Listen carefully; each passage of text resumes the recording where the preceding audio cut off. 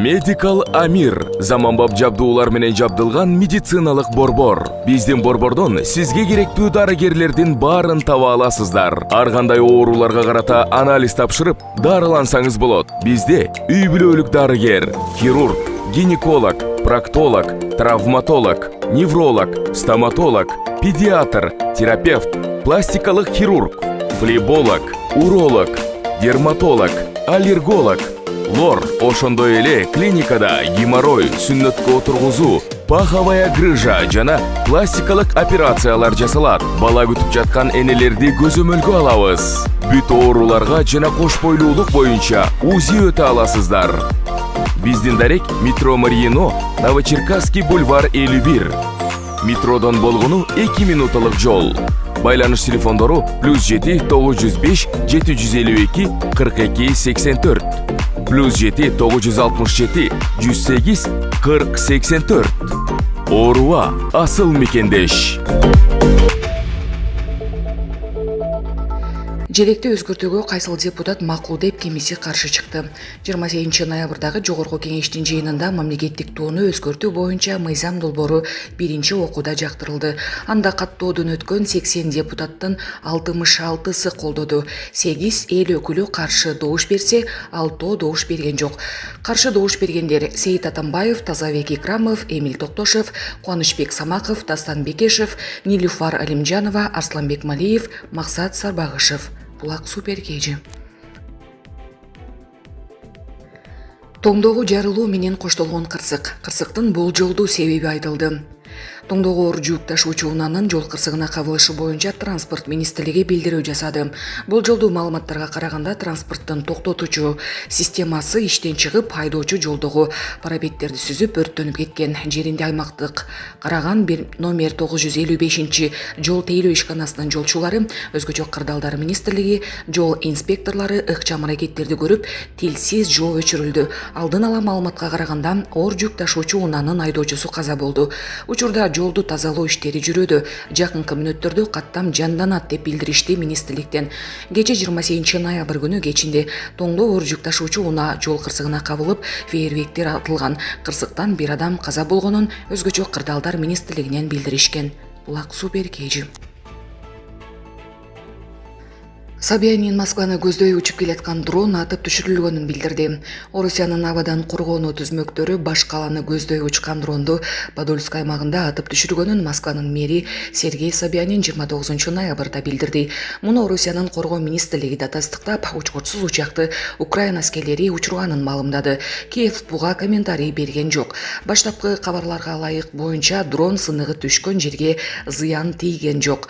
Акыркы жолу 26 ноябрга караган түнү Подольскин үстүнөн учкутсуз учак атып түшүрүлгөн. Сыныктары 4 жеке үйгө тийип, зыян тийгизгени айтылган.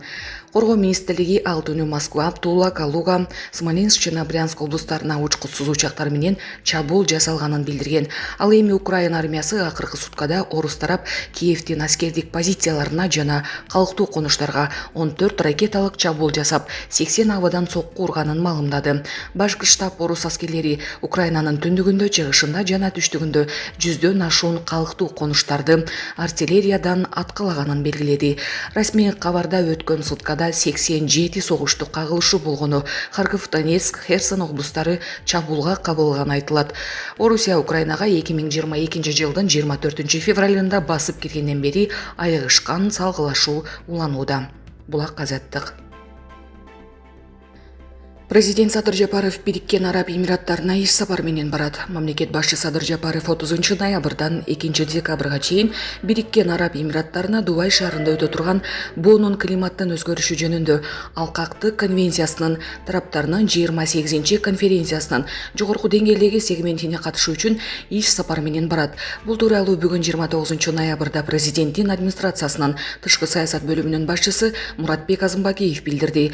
Баедеги 30 ноябрь ноябрдан 12 декабрга чейинки кезектеги климаттык конференцияга дүйнө жүзү боюнча лидерлер чогулуп, климаттын өзгөрүшүнө каршы Париж келишимин ишке ашыруунун жүрүшүн талкуулашат жана глобалдык жылуулукту чектөө боюнча мындан аркы кадамдарды аныкташат.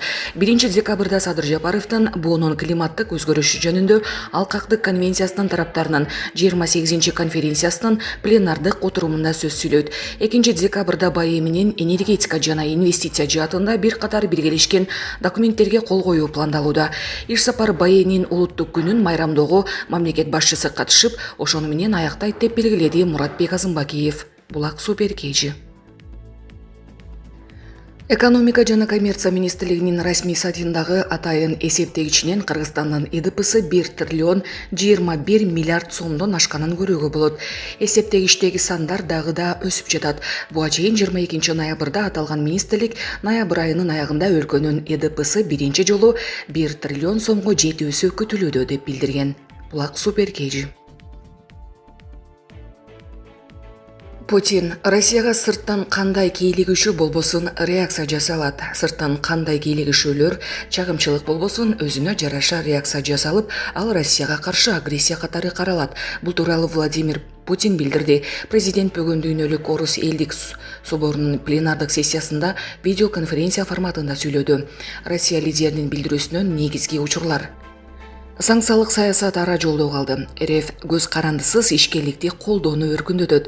Көп балалуу болуу салты сакталып, ал Россия эл үчүн кадимки көрүнүш болушу зарыл. Россияда үй бүлө жылы деп жарыялоо жалпы коомчулуктун позициясы. Революциялардын, жарандык согуштардын жана СССРдин урашынан сабак алышыбыз керек. Азыр эл андагы кемчиликтердин кээрин тартып жатат. Учурда батышта гуманитардык билим берүүдөн баш тартуу практикасы колдонулууда. Ал эми бизге маданий жашоодогу секирик керек. Россиянын калкын көбөйтүү жана сактоо биздин жакынкы 10 жылдыктагы жана кийинки mooндун милдети. Булак Спутник Кежи.